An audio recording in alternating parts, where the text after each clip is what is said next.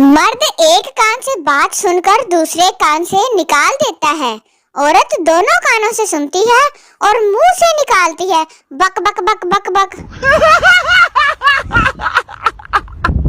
पाकिस्तानियों का कौमी झूठ। आपसे मिलकर खुशी हुई, मुड़ के भावे गाला कटदे होण दे विच। कुछ लोग तो नाक में से उंगली निकालकर उंगली को ऐसे देखते हैं जैसे कोहिनूर का हीरा मिल गया हो। गंदे कहीं के ए वेले बाबियां दा काम हुंदा वैसे। प्यारा सा चेहरा, मीठी सी आवाज, प्यारा सा इखलाक, ये तो हुई मेरी बात। और सुनाओ कैसे हो आप? ये ना समझो मैं तानू क्या वा।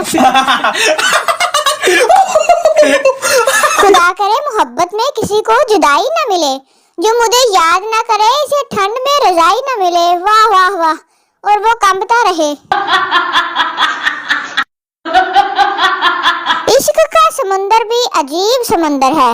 जो डूब गया वो आशिक, जो बच गया वो दीवाना, जो तैरता रहा वो बेचारा शोहर, न डूबदा न तरदा बेचारा बुढ़ी ने छितर खांदा रहंदा वा।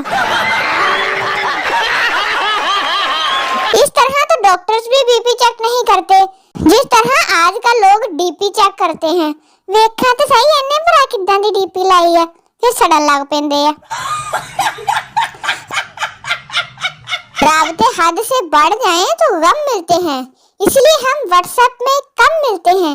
हम यूट्यूब पर धक्के खाते हैं, फिर भी कुछ नहीं हासिल होता। एक मछली ने अपनी अम्मी से पूछा, अम्मी हम जमीन पर क्यों नहीं रहते? मछली की अम्मी, बेटा हम फिश हैं, जमीन पर तो सेल्फिश रहते हैं। वाह भाई वाह, मछली ने भी कुत्ते वाली करती बंदे दी फड़ के।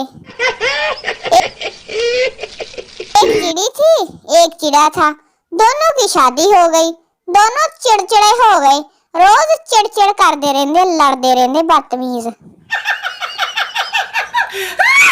हौसला सीखना है तो प्रेशर कुकर से सीखो। नीचे आग लगी हुई होती है, फिर भी आराम से बैठकर सीटियां बजाता रहता है। चंगी गल नहीं है, इतना वैसे लोकां च नहीं आ सकता हौसला। मैंने जिंदगी को बहुत करीब से देखा है। जिंदगी के सिर्फ दो ही नुक्ते आ, ओही नहीं साडे को हजम हुंदे। पानी पीने के लिए उठो तो सारा घर ही प्यासा हो जाता है। मैं पुत्त मैनू भी दई, नी भैण मैनू भी दई, इदां ही कहन लग पेंदे सारे। आप अपना नाक हाथ से बंद करके नहीं कह सकते, बेशक ट्राई करके देख लो।